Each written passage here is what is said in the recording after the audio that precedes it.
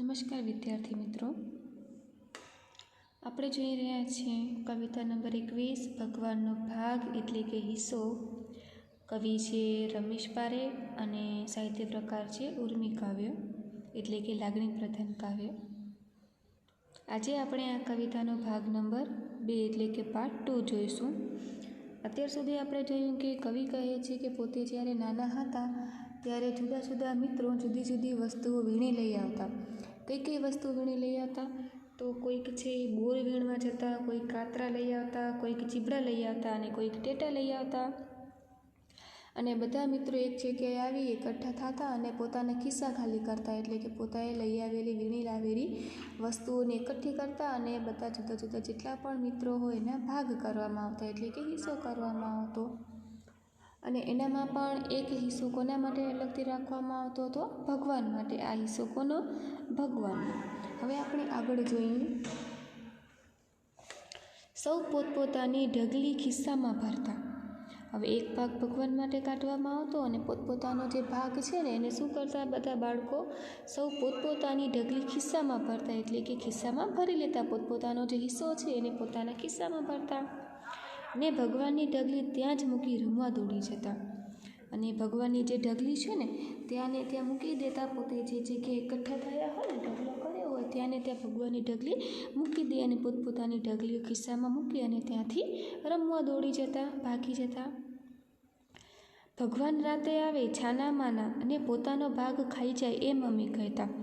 હવે જે નાના બાળકો હોય કેવું માનતા, કેવું વિચારતા કે ભગવાન છે એ રાતના છાના માના આવે, એટલે કે ચોરી છૂપે આવે છે અને પોતાનો ભાગ જે છે એ ખાઈ જાય છે એમ અમે વિચારતા. એવી નિર્દોષતા છે કે જે પોતે ભગવાનનો હિસ્સો રાખતા ને ભાગ એમને ત્યાંથી છોડીને જતા રહેતા.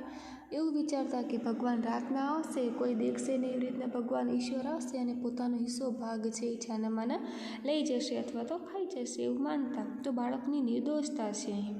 પણ હકીકતે ભગવાન આવતા નથી. એ ઢગલી ત્યાં પડી હોય તો કોઈક બાળકને અથવા તો કોઈ વ્યક્તિને જરૂરિયાત હોય ને એટલે કે ભગવાનના રૂપમાં આવતા અને એ વસ્તુ લઈ જતા. પણ બાળકો એવું માનતા કે ભગવાન આવે અને રાતના છાનામાના પોતાની વસ્તુ ખાઈ જાય.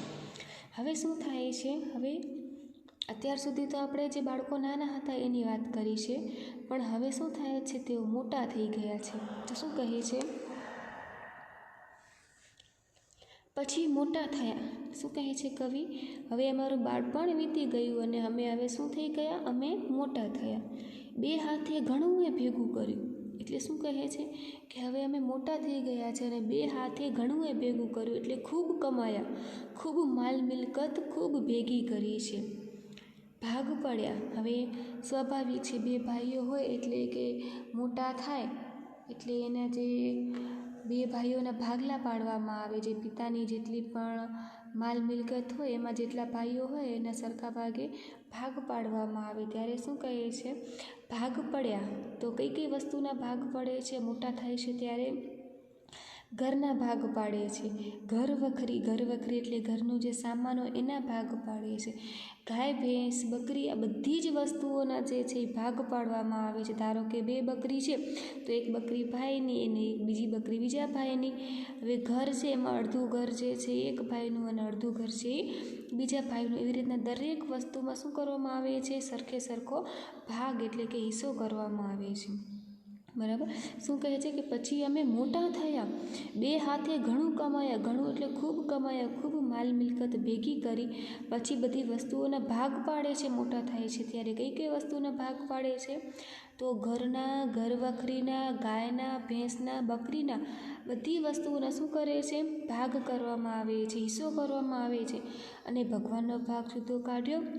ત્યારે મોટા થયા બાદ કોઈ ભગવાનને યાદ નથી કરતું અને કોઈ તેમનો હિસ્સો કાઢતું નથી. નાના હતા ત્યારે કાઢતા, પણ જેમ જેમ મોટા થાય છે તેમ તેમ જે છે ભગવાન ઈશ્વર જે છે એ વિસરતા જાય છે. તો કહે છે કે ઘર વખરી, ગાય ભેંસ બકરી ઘરના બધાના ભાગ પાડ્યા, બધાનો હિસ્સો કર્યો, પણ ભગવાન માટે આનામાંથી જુદો ભાગ કાઢ્યો ના.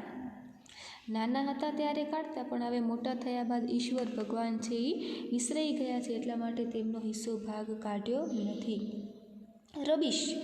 રબીશ થાય એટલે કે વાહિયાત વાત. અથવા તો અર્થહીન વાત.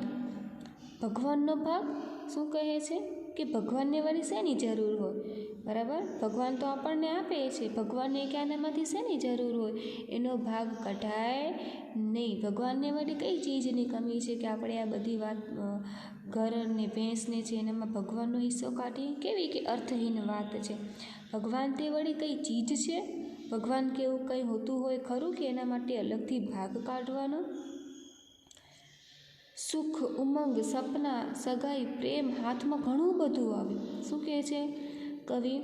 કે જે મોટા થયા ને, બરાબર, એના બાદ કવિ કહે છે બધું ઘણું બધું હાથમાં આવે છે. શું શું આવે છે?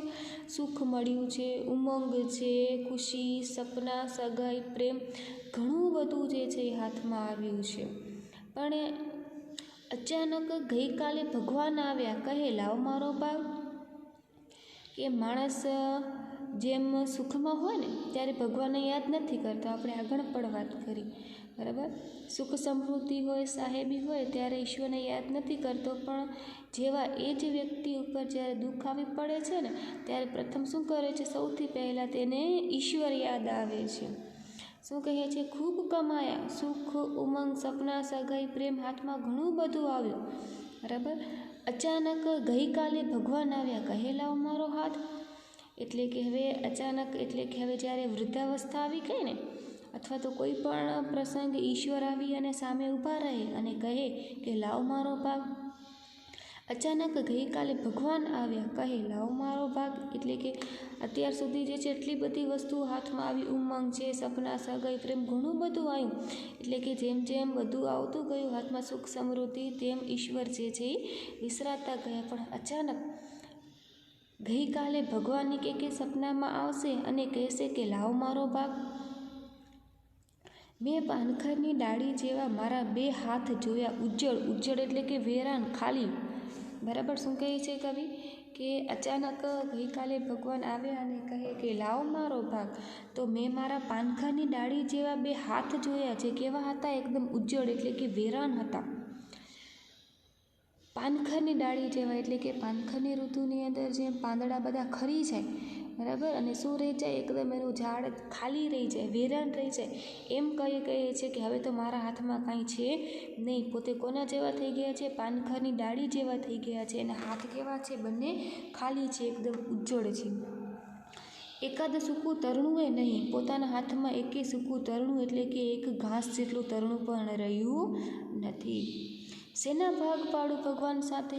આનામાંથી હું શું ભાગ જે છે ઈશ્વરને, ભગવાનને આપું? એ પોતે ઘણું બધું કમાયા પણ હવે પોતાના હાથમાં કાંઈ છે નહીં, બરાબર. આખી જિંદગી સુખ, ઉમંગ, સપના, સગાઈ, પ્રેમ, જીવનમાં ખૂબ કમાયા પણ એનામાં ક્યાંય પણ ભગવાનના ભાગ પાડ્યા નહીં. પણ જો અચાનક ભગવાન આવે અને પૂછે કે લાવ મારો હાથ, તો હું એને શું આપીશ? મારા હાથ તો કેવા છે? એકદમ ઉજ્જડ છે.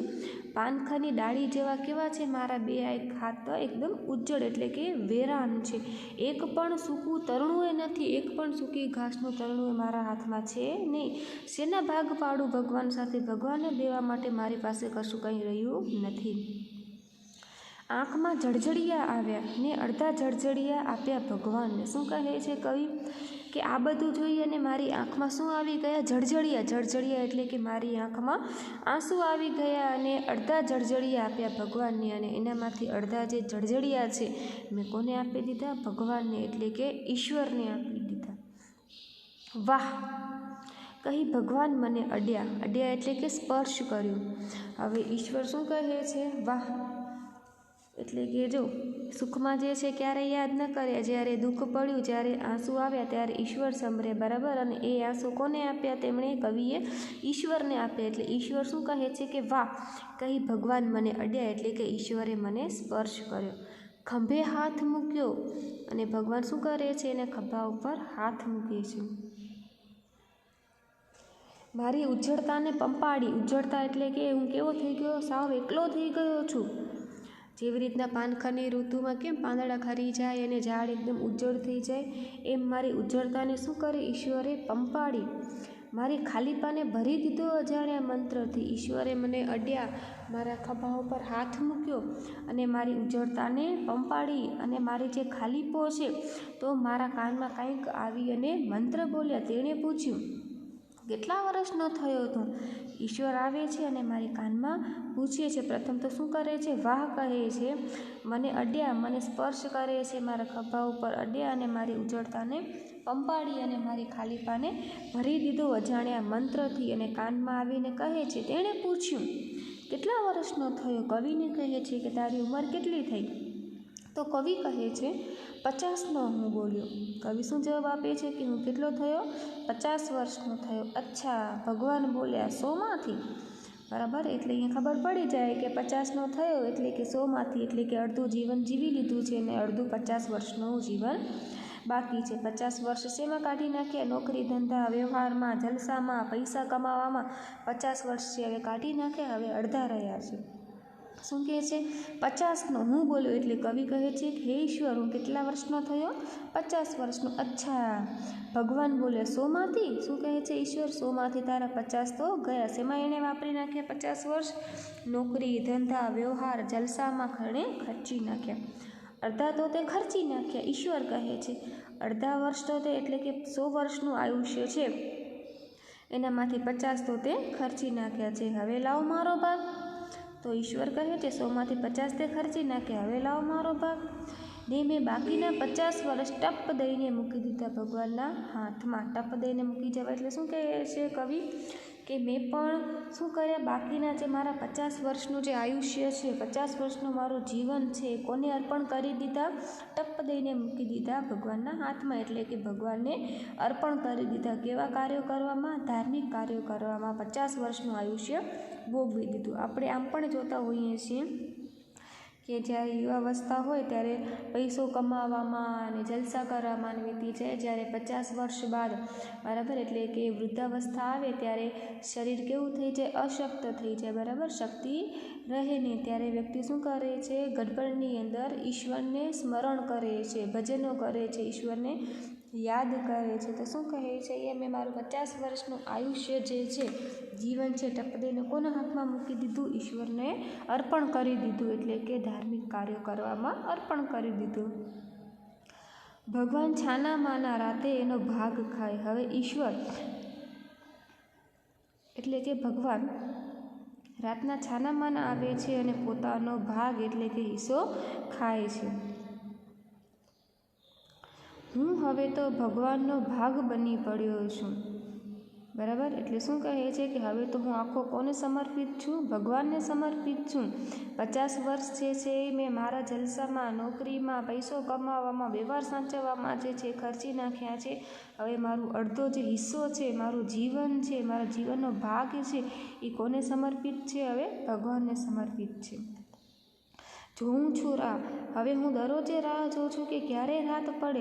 એટલે કે હવે હું રાહ જોઉં છું કે ક્યારે રાત પડે ને ક્યારે આવે છાનામાના ભગવાન. એટલે કે ક્યારે આવે રાત પડે અને ક્યારે છાનામાના ઈશ્વર આવે ને ક્યારે આરોગ્ય ભાગ બનેલા મને, અને ક્યારે મારો શું કરે? ઉપયોગ. એટલે કે મને આરોગ્ય ને ક્યારે હું ભગવાનના મોંમાં ઓગળતો કોળિયો બની જાઉં. એટલે કે ક્યારે હું ભગવાનમય બની જાઉં.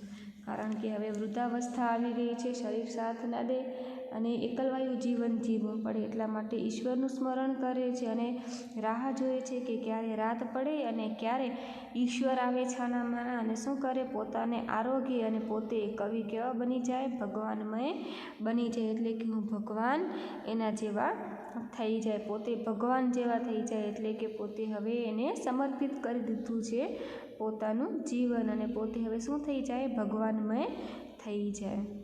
તો અહીં આપણી કવિતા 21 પૂર્ણ થાય છે.